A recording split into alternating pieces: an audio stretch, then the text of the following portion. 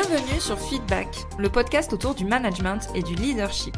Je suis Elodie, manager depuis 14 ans, et ma mission, c'est d'aider les salariés et entrepreneurs à prendre confiance en elles pour manager sereinement leur équipe. Alors si toi aussi tu es convaincu qu'on peut avoir un management bienveillant et un leadership affirmé sans écraser les autres, abonne-toi. Tu trouveras ici tous mes conseils et retours d'expérience pour t'aider à devenir une des leaders de demain. Je te souhaite une agréable écoute. Hello à toi et bienvenue dans ce nouvel épisode du podcast Feedback. Aujourd'hui, j'avais envie de te parler des entretiens individuels d'évaluation de fin ou de début d'année. Comme tu le sais, il y a un peu des rituels en cette période de novembre-décembre. Il y a Halloween, puis le Black Friday, Mariah Carey et Noël. Et dans les entreprises, c'est pareil, c'est le moment des évaluations. Et je me suis dit du coup que j'allais te faire un épisode complet sur ce sujet pour que tu puisses tout simplement arrêter de redouter ce moment avec ton équipe. Je souhaite vraiment t'aider à bien les préparer et que tu sois sûr d'aborder tout ce qu'il faut pendant cet entretien annuel, que tu sois sûr de ne rien oublier. Et j'ai même une surprise pour toi. Je te mets carrément à disposition ma trame d'entretien individuel. Tu as juste à cliquer sur le lien dans les notes de l'épisode pour aller directement le télécharger et l'utiliser avec tes équipes pour faire tes entretiens dans la semaine ou le mois qui arrive. Alors, on va rentrer directement dans le vif du sujet. L'introduction, cette fois-ci, elle est plutôt courte. Quel est l'objectif, en fait, de l'entretien individuel annuel ? L'entretien individuel, en fait, il permet de faire le point entre toi, le manager, la manager, et tes collaborateurs sur l'atteinte des objectifs qui ont été fixés sur l'année.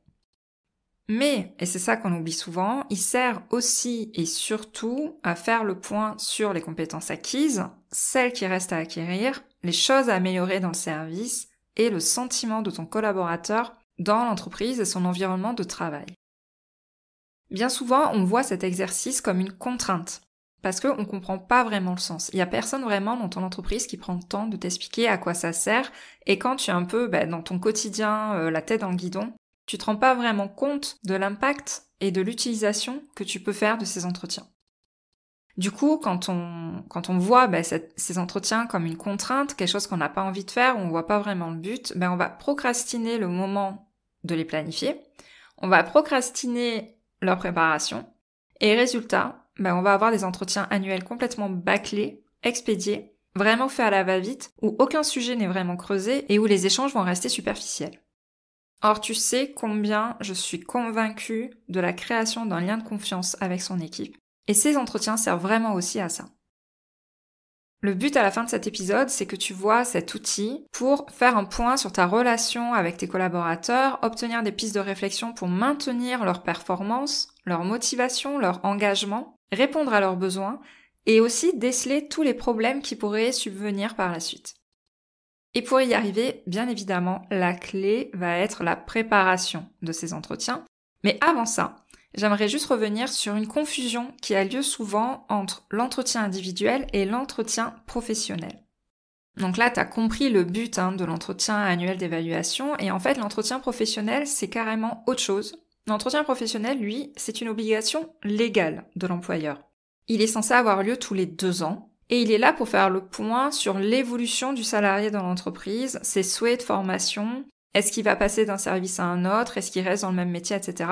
En fait, l'entretien professionnel sert à faire le point sur le projet professionnel des collaborateurs de façon beaucoup plus large que l'entretien individuel, puisque l'entretien individuel d'évaluation va être surtout là pour faire le point sur les objectifs, le cadre opérationnel du travail. Maintenant que j'ai pris le temps de t'expliquer la différence entre entretien individuel d'évaluation et l'entretien professionnel, je vais maintenant te donner mes 7 conseils pour bien préparer ton entretien annuel.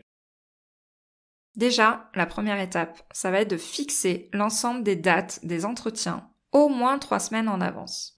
Là, tu vois, l'épisode va sortir le 29 novembre 2022. Je te conseille de t'y préparer dès maintenant. Suivant les sociétés, la période des entretiens est différente. Il y en a qui les font en décembre, il y en a qui les font en janvier. Donc cale-toi par rapport du coup aux habitudes qu'il y a dans ta boîte. Mais tu peux dès à présent commencer à te fixer les dates et à envoyer les invitations à prévenir tes collaborateurs que leur entretien individuel aura lieu à tel moment précis. Je te conseille également d'en profiter pour noter par la même occasion les blocs de temps où tu vas te mettre en mode focus pour les préparer avec soin. Il n'y a pas juste la question de fixer la date de l'entretien en lui-même. planifie aussi le moment de préparation. C'est aussi important. Le deuxième conseil que je te donne, même si ça paraît évident, mais je sais que ça dépend aussi des sociétés et comment ça fonctionne, je te conseille d'envoyer la trame d'évaluation directement à tes collaborateurs par mail, afin qu'ils puissent eux aussi prendre le temps de les préparer. Pareil, tu ne donnes pas la trame la veille de l'entretien, et tu l'envoies vierge. Parce que, en tout cas dans la trame que je te mets à disposition moi dans les notes de cet épisode, il y a une grande partie d'auto-évaluation qui doit être remplie par tes collaborateurs. En fait, oui, ok, toi tu dois juger le travail, mais le but c'est qu'il y ait vraiment un échange par rapport à ça. Et la plus grande partie de cet entretien individuel, du coup, ça va être d'échanger sur les différences de points de vue par rapport aux différentes compétences et à la maîtrise des compétences. Donc cette partie d'auto-évaluation est très importante, c'est pour ça que je te conseille d'envoyer la trame en avance, pour laisser aussi le temps à tes collaborateurs de la remplir. En 3, je te conseille d'expliquer l'importance que tu donnes à cet entretien. Tu es là pour donner du sens et expliquer que ce n'est pas un entretien à prendre à la légère, comme la plupart des autres managers qu'il pourrait y avoir dans ton entreprise. Il ne faut pas que tu fasses ces entretiens parce que c'est une obligation. Là, c'est le meilleur moyen de tuer ta relation avec ton équipe. Et si tu t'impliques, si tu prends le temps de préparer ces entretiens, tu es en droit de demander le même degré d'implication et d'investissement de tes collaborateurs. Moi, je me souviens, chaque année, il y a des personnes qui se sont pointées à l'entretien sans les avoir préparées. Je ne prenais pas le temps de faire ces entretiens, je leur faisais faire demi-tour parce que je voulais que ça soit pris au sérieux. Donc je te conseille de vraiment faire la même chose, de donner du sens, d'expliquer l'importance de ces entretiens, soit en tête-à-tête, soit via des réunions, soit dans le mail aussi explicatif d'envoi de la trame, mais c'est important que tu expliques pourquoi c'est important pour toi. Le 4e conseil que je te donnerai, c'est de faire un bilan du coup de l'année écoulée. Alors tu vas me dire que ça te paraît évident. Ben pas forcément. Le but de cet entretien est de revenir sur les réussites et les difficultés de ton collaborateur.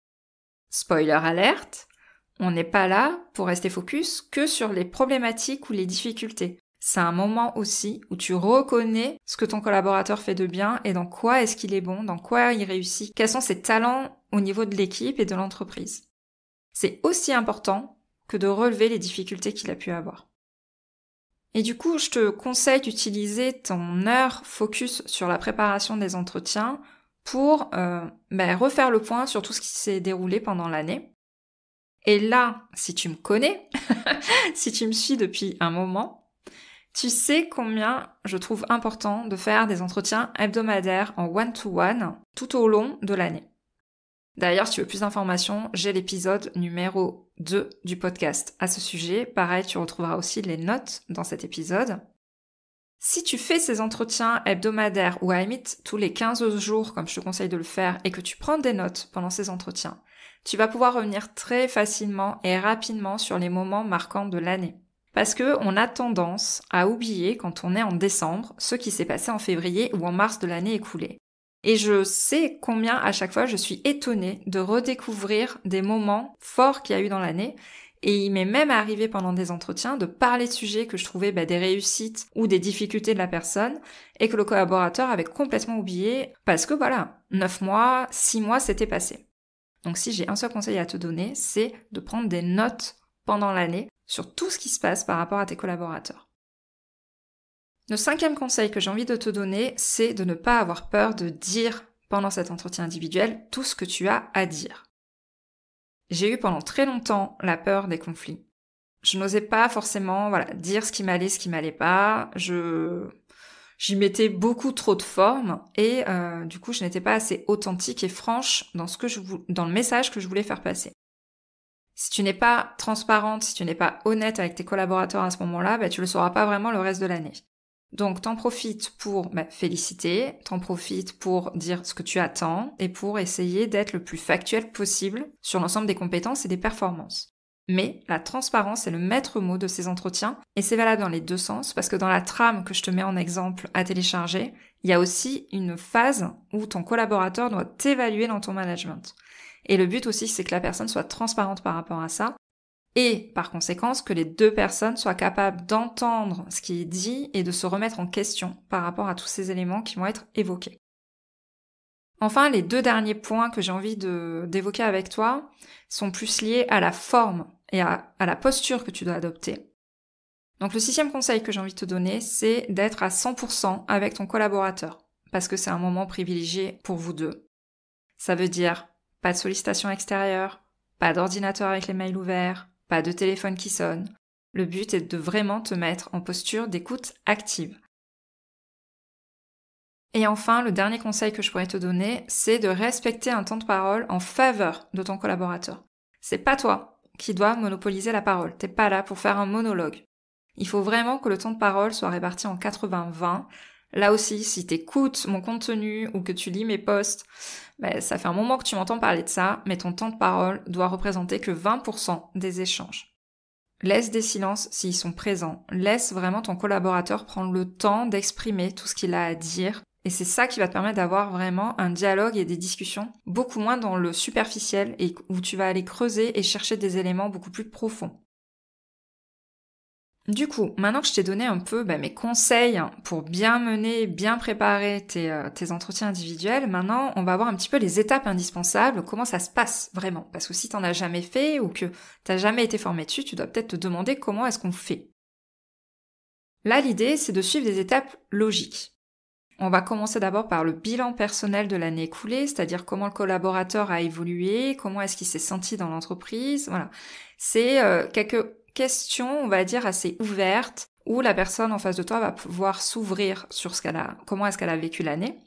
Et c'était des questions hyper importantes, notamment dans la période Covid qu'on a pu traverser, parce que là, il y a eu quand même des questionnements qui ont eu lieu, etc. Donc c'est toujours bien d'ouvrir un entretien sur des questions ouvertes et sur un bilan beaucoup plus personnel, et pas forcément axé sur l'opérationnel pur ou les objectifs. Ensuite va venir l'étape d'évaluation des compétences. Donc là, l'idée, comme on l'a vu tout à l'heure, c'est de faire une auto-évaluation des compétences, les compétences acquises, les compétences maintenues, les compétences à apprendre, et c'est toi qui vas confirmer, oui ou non, si le ressenti du collaborateur est juste par rapport à ça. Et l'idée, c'est que si jamais vous n'êtes pas d'accord sur une compétence, par exemple, savoir animer des réunions, par exemple, voilà, c'est le premier qui me vient en tête, si vous n'êtes pas d'accord sur une compétence évoquée, toi par exemple, tu estimes que la personne est à un niveau plutôt moyen et doit essayer de chercher beaucoup plus à prendre la parole, etc. Tandis que ton collaborateur, lui, voit que non, il est très à l'aise là-dedans et qu'il anime très bien les réunions, le but, ça va être de discuter et de voir quels sont les éléments à améliorer, quels sont les éléments manquants pour que tu puisses considérer que la personne est vraiment au top au niveau de cette compétence. C'est là où vraiment il doit y avoir de l'échange et de la discussion sur tous ces éléments où vous n'êtes pas forcément d'accord. Et enfin, la dernière partie de cet entretien, c'est la partie sur les objectifs. Donc on fait d'abord un point sur les objectifs passés. Est-ce qu'ils sont atteints? Sinon, pourquoi? Est-ce qu'ils étaient réalistes? Est-ce qu'ils étaient vraiment atteignables? Voilà, parce que des fois, on peut surestimer ce qu'on peut faire durant une année. Et le but, c'est de décider aussi ensemble des objectifs de l'année à venir. Là, je vais te conseiller de co-construire les objectifs à venir pour essayer de créer et aller chercher de l'engagement. Il n'y a rien de pire pour tes collaborateurs que de recevoir des objectifs un peu sortis de nulle part, qui vont être incompris, qui vont des fois être démesurés par rapport à ce qu'ils peuvent faire. Donc, le petit conseil, la petite astuce de 14 ans de management que je pourrais te donner, c'est par exemple que toi tu proposes 2 objectifs et que ton collaborateur en propose 2 autres. Comme ça, au moins les objectifs sont co-construits et ce n'est pas uniquement descendant d'un point de vue hiérarchique. Enfin, par rapport aux questions à poser ou aux sujets à éviter, un petit point aussi là-dessus pour te donner quelques conseils. Le but, comme on a dit, c'est de construire une relation de confiance, donc les questions de l'entretien ne doivent pas se limiter qu'aux performances. Là, je vais te citer quelques exemples de questions, mais il y en a d'autres dans la trame que je te mets à disposition. Ce sont donc des questions ouvertes qui vont amener un dialogue, une réflexion, un partage entre toi et ton collaborateur. Je vais te citer 4 exemples de questions. Par exemple, tu pourrais demander « Comment expliques-tu les difficultés que tu as eues face à telle situation ?» Là, ça permet d'aller creuser le fait de ne pas avoir atteint certains objectifs. Pourquoi est-ce qu'on les a pas atteints? Une deuxième question, c'est par exemple comment est-ce que tu te vois évoluer dans les 2 ou 3 ans à venir. Ça va te permettre de déceler soit une perte de motivation, soit une envie de chercher de nouveaux projets, de nouveaux challenges, et ça va te permettre d'avoir une vision beaucoup plus claire de l'avenir de ton équipe. Une troisième question que tu pourrais poser, c'est quelles compétences souhaites-tu acquérir via une formation? Parce que toi, en tant que manager, tu es là aussi pour donner les outils à ton équipe pour réussir. Donc ça veut dire leur proposer des formations et t'assurer qu'ils se forment en continu. Donc c'est important que tu poses aussi cette question. Et une quatrième question que tu pourrais poser en exemple, c'est quelle a été ta principale réussite? Là, c'est un moyen, comme je disais tout à l'heure, de ne pas se focaliser que sur les éléments négatifs, mais aussi de donner des félicitations et de pouvoir célébrer avec ton collaborateur des réussites, des performances qu'il a pu avoir durant l'année. Et enfin, donc les sujets à éviter, on va dire, lors de l'entretien annuel, dont la fameuse question du salaire, parce que je me doute bien que si je fais pas un petit interlude sur ce sujet, je vais avoir plein de questions par mail ou en DM. Déjà, sur les sujets à éviter, les entretiens individuels ne sont pas l'endroit ni le lieu pour faire des jugements de valeur sur un collègue ou sur un autre manager. On n'est pas là pour trouver des excuses si le travail n'a pas été fait correctement. Il faut que tu responsabilises aussi tes équipes. Et ça sert à rien de passer les 3/4 de l'entretien à parler mal d'une autre personne. De 1, tu dois recadrer l'entretien sur ce qu'apporte vraiment le collaborateur à l'entreprise et au service. Tu n'es pas là pour parler des autres. Je me permets de le dire parce que ça m'est déjà arrivé de devoir recadrer des entretiens là-dessus. Et surtout, il faut que tu respectes ta posture de manager et donc tu ne peux pas tomber là-dedans. Se pose du coup la question de l'augmentation de salaire ou de la prime sur résultat ou objectif.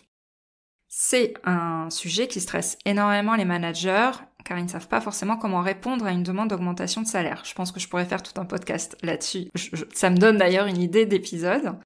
Et c'est souvent la raison, c'est souvent ce sujet-là qui explique toute la procrastination qu'il peut y avoir autour des entretiens annuels et le fait qu'on n'a pas envie de les faire parce qu'on sait que cette question va arriver. On le sait, on est habitué et on l'a même fait nous-mêmes. Donc c'est normal que, en tant que manager, on ait du mal à se positionner par rapport à ça, surtout si on a une marge de manœuvre un peu réduite vis-à-vis des choix d'avancement des salariés ou des primes.